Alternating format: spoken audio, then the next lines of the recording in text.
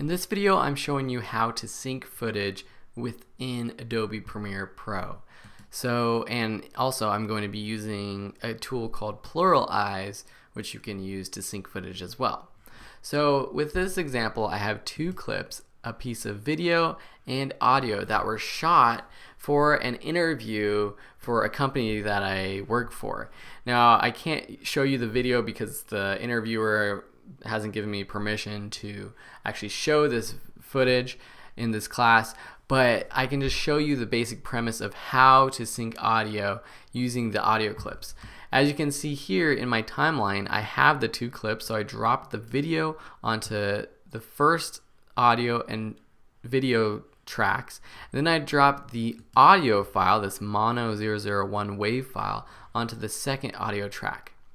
To see the waveform of the audio for the video or the audio, you can just the audio recording, you can double click this area right here, or you can click and drag up or down this little bar right here between the tracks.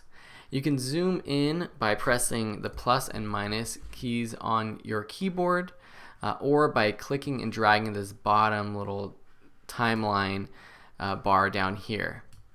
So one way to sync audio is to look at the waveforms and try to match them up. Now this is really hard if you have a long audio clip like this one. It's not impossible, but it's not too easy. So there's easier and better ways to do this within Adobe Premiere Pro. One way is just by selecting both your clips, right-clicking, and then going up to synchronize. It's going to ask you for what synchronized settings you want. We want to use audio for this one because it's going to compare the audio waveform and actually match it up. Click OK. It's going to process it, and it's going to try to sync up the audio on its own. Okay, so it was actually very close to what we had. And so if you zoom in on your keyboard really far, you can see that the audio waveform matches.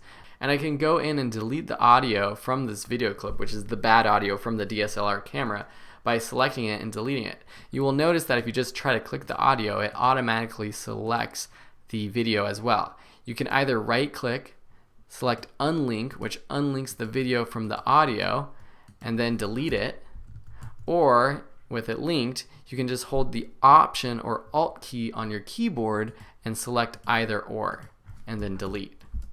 So now we have synced video with synced audio. Another way to do this is through Pluralize. So let me just open up Pluralize. Now if I go in and to my Finder and I find the audio and the video that I want, so I'm just going to use this mono 1 to the audio recorder, and then with the video we will go to video and select this first track. So now Pluralize has its own timeline down here, and it has a synchronize button, so you would put all of your audio and all your video on here so you can use it with multiple clips, and then click synchronize, and there it goes, and it syncs the audio. Then we would export this timeline. You can choose the editor, so you can export for Final Cut Pro, Final Cut Pro 10, Premiere Pro.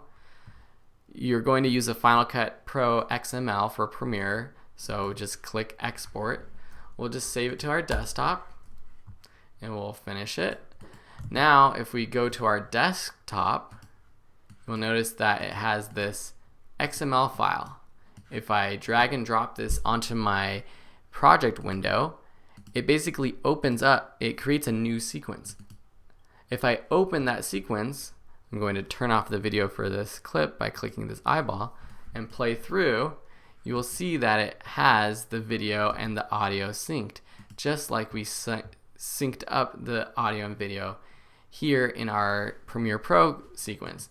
Now we can just select the audio from the DSLR and delete it, and you'll notice it created the two audio tracks for both the DSLR camera and the audio from the recording device. We can just delete two of those and one of the audio track, and then just now we have the one good audio synced up with our video. So that's how you sync video with the audio, and the main thing to look back on is just rewatch it, listen to it when you have both the DSLR audio and the recording device audio. Does it sound like it's synced up? You shouldn't hear any echo or reverb. And then if you've shot video of someone speaking, look at their lips to see if the audio from the recording device syncs up with the lip movement of the person on camera. So that's how you sync audio and video. If you have any questions, please let me know. I know this was a big lesson, and for those of you who are beginners, it was really quick. So hopefully either watching this over again or asking me questions will help you get through syncing audio and video for your DSLR cameras. Thanks a lot, and we'll see you in the next video.